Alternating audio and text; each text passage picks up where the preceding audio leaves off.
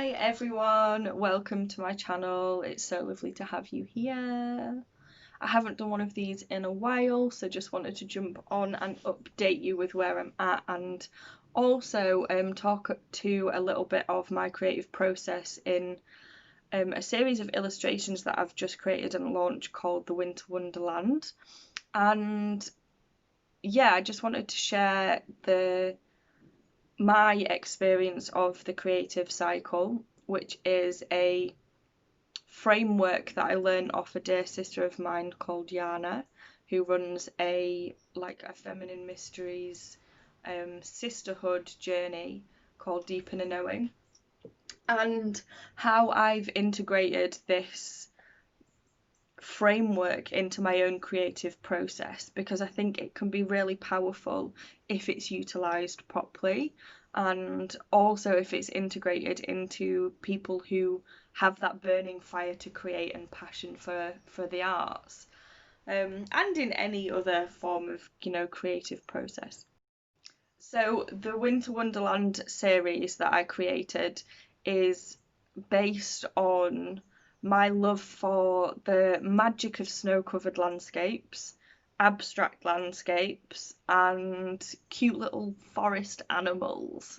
So I really wanted to capture the majestic feel of like a snow covered path in a woodland, or an owl flying above the trees, or a clearing with a beautiful deer all innocent and kind of sticking its head up like whoop.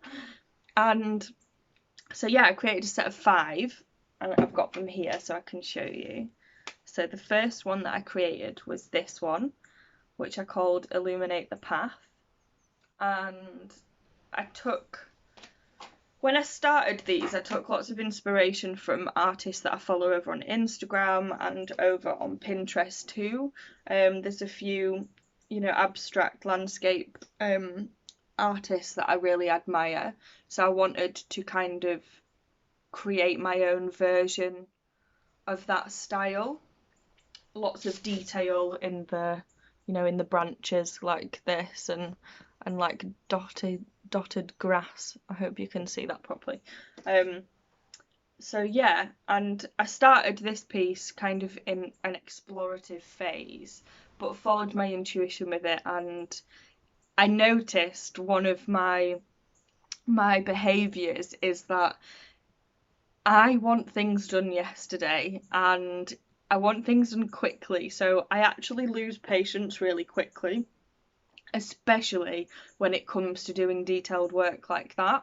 So it took a real a lesson of like practicing patience and commitment, and just keeping on going to finish these illustrations one by one, which was really interesting to notice. And actually what I had to do is come back to the work that I did doing mandalas and Zentangle, because it's all about slowing down the process and using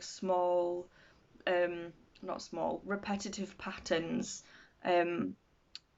which can be a very meditative way of creating. And yeah, so I had to incorporate that kind of feel into the process of creating these, especially when my patience was being tested. So after I created the first one, I posted it over on my Facebook page, and the response I got was so incredible that I reached out and asked for suggestions on what other animals I should incorporate into these illustrations, and that I was going to create a set of 5 and turn them into Christmas cards. And I just was so moved by the response that I got from them, because I've created so much artwork in the past that this series really got a natural kind of attraction, without needing to push or force. It just kind of happened, and so I knew that I had to follow the path of creating them, because it was just flowing and it was happening with ease. And I think you really have to jump on those moments when you're creating, because you never know what's going to come out of them. So even though they were frustrating to create at times, they have ended up being like my most successful pieces of art. I just go with the flow with these pieces, and you know, follow the energy that was kind of building up around them from the response that I got from posting the first one.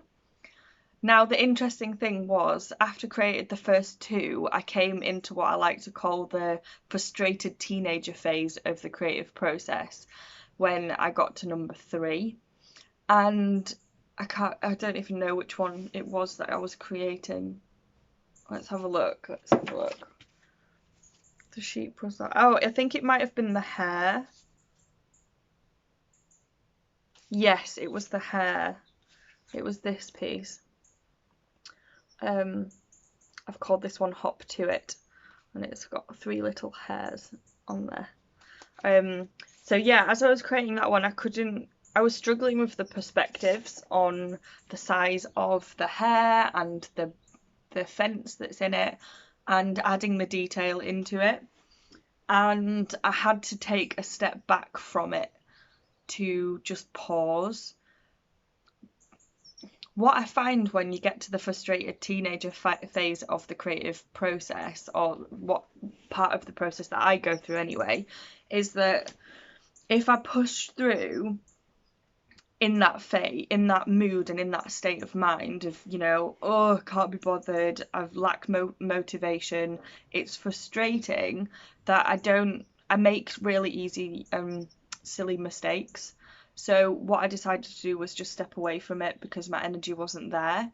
So I took a break, I procrastinated and kept coming back to it, but just was still losing motivation for it. And after a couple of days off, I came back to it and managed to finish it. And I don't know about you, but sometimes I try and do things, and it could be anything. Particularly, I find that this happens for me when I'm doing stuff on the computer, like web design work stuff, that it takes me ages to do it at first and I can't figure it out, and then I come away from it, and when I come back to it the next time, I do it in like 5 minutes. And that's what happened when I came back to the pieces. So I was able to finish that piece. I kind of trudged through the Hop to It hares illustration, and after that, the next 2 that came through, which was the owl and the sheep piece, came through really quickly and was actually really enjoyable to create. I really enjoyed it.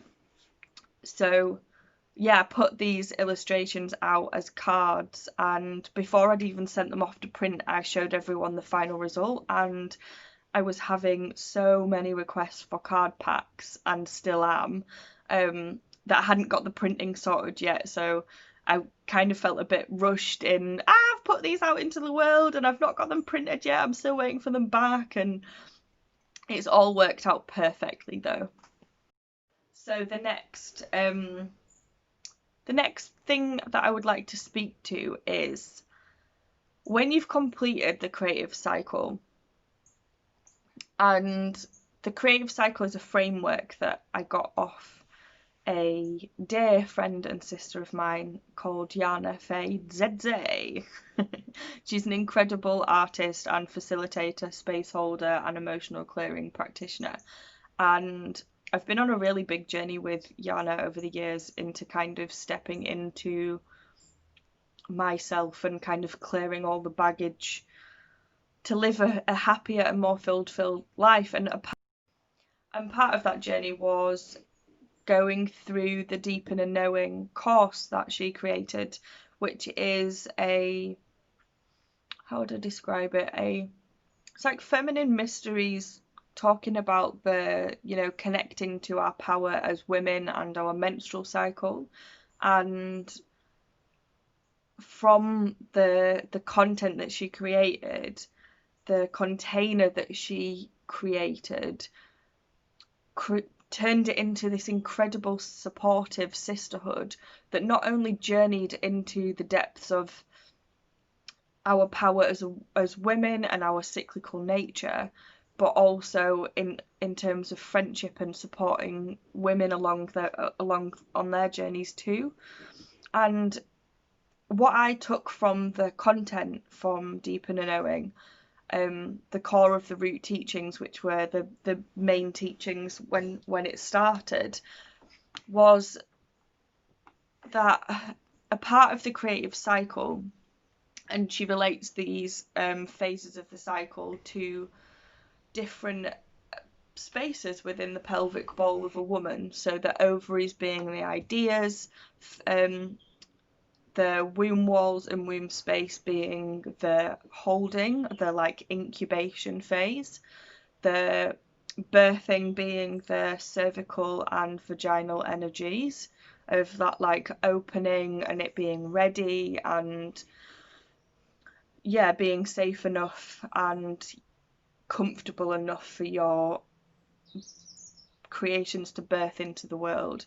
And then a real pivotal part of the creative cycle that she talks about is the pleasure phase, and this is all about clitoral energy and you know, it's just a framework, so I know that can maybe sound a little bit woo-woo, but it's actually talking about how do we step into pleasure when we've birthed our creations, because if we don't step into pleasure after our creations, then we actually miss the linking phase that re-energizes us for getting more ideas and inspiration to move on to our next project, because we are innately creative beings, and if we don't nurture the final phase of the creative cycle, then it can often lead us to feeling a bit numbed out.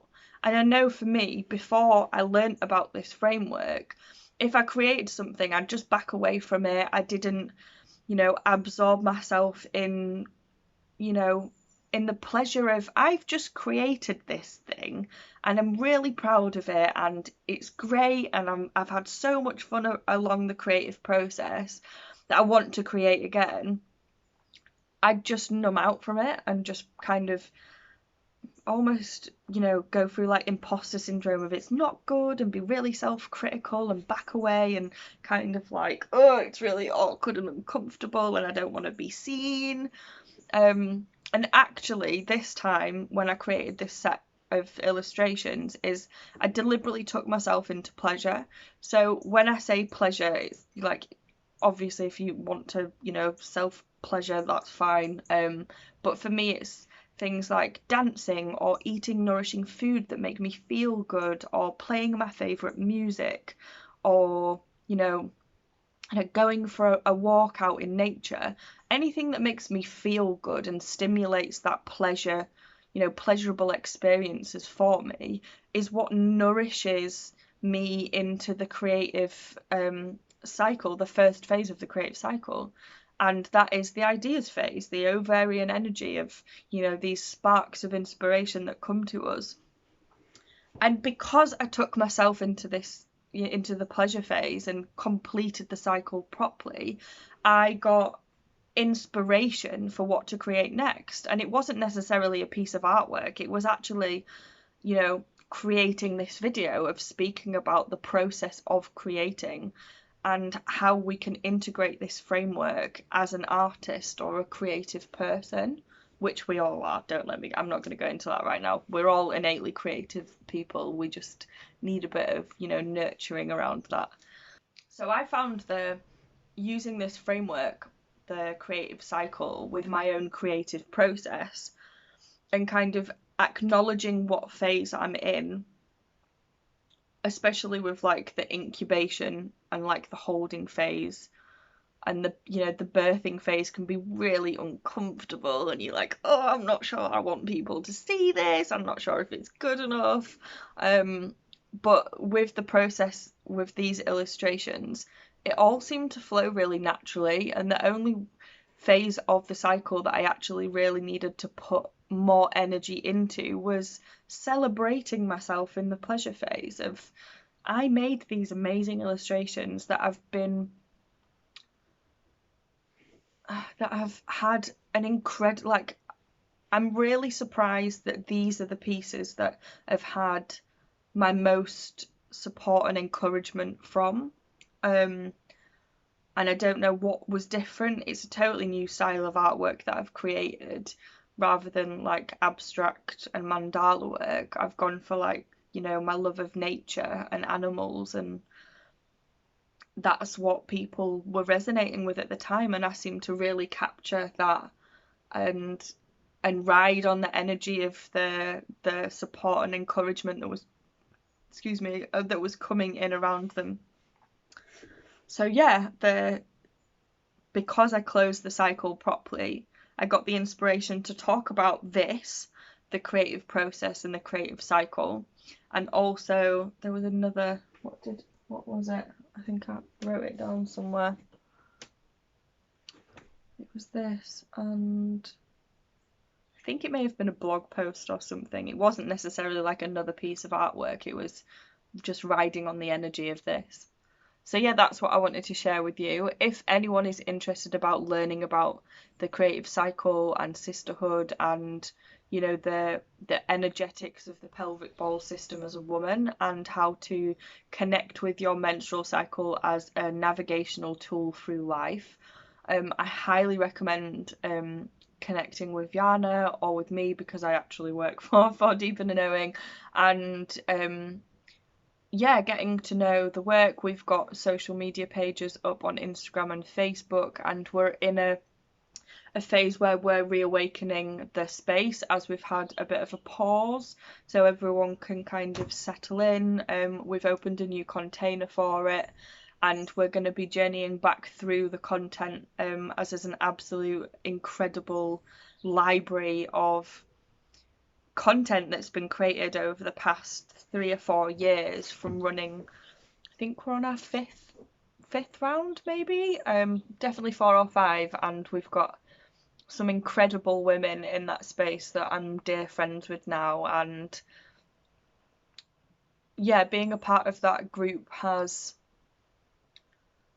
been absolutely catalytic for my growth as an artist, as a woman, as a mother, and it holds a real special place in my heart for, you know, being really passionate about, you know, this lost piece of connection to our bodies as women, because there's something really magical about it. And, you know,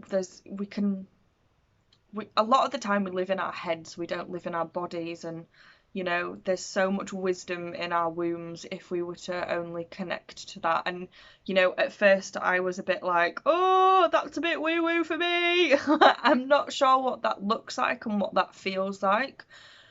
But it became a space of dropping in and going internal, and, you know, having that space of surrender and self-reflection to really look at myself, and to be able to know in what time of the month I'm at. So like being able to understand that, you know, when I'm on my period, that I need to take the time to rest. Like, we're not meant to go all the time, and, you know, when we have this innate cycle just like nature that's telling us to stop and pause, because we can't work at the speed and the energy that we do in this day and age. It's just not, it's not sustainable. And yeah, moving into your springtime, so, you know, the 7 days after your period, of like you're re-emerging from your little cave, re-emerging from hibernation. You start to feel a bit more alive, and then when you're in your ovulation phase, it's really like you are out there in the world, you want to socialize, you want to interact with people, you are feeling radiant. And then the total misinterpretation of the premenstrual phase is actually, where have your boundaries been crossed? What is overstepping the mark? Because that'll be what you're reacting to. It's not you being a stressy, emotional woman, it's being actually I've had my boundaries crossed and I'm not going to put up with that shit. So it's a real decluttering and sorting and organising your space and your, you know, surroundings and experience and interactions out so that you can drop into hibernation when you come back around to your period. Anyway, that's a bit of the basics of it, but if you do want to know more, yeah, definitely check out Deep and Knowing. They're all the social media, and connect if you would like to know more. It's so powerful, and I'm so passionate about this stuff, and the influence on my artwork and creative process is just incredible. Yeah, it's been really, really helpful. So I hope that you have taken something from all that I've shared. I hope that it's made sense, and if you've got any questions, like, please reach out to me. I love talking about this stuff, and I love, you know, spreading the word to other people, to other women, and especially creatives, to nurture you along your path of making art and beauty in the world. I totally forgot to say, if you would like to get my Winter Wonderland card series, so it's 1, 2, 3, 4, 5. So it's this beautiful little series. Hang on. 1, 2, 3, 4, 5. If you would like to purchase any of these cards, I'll pop my link in the description below, and yeah, pop your orders in. Quick plug there.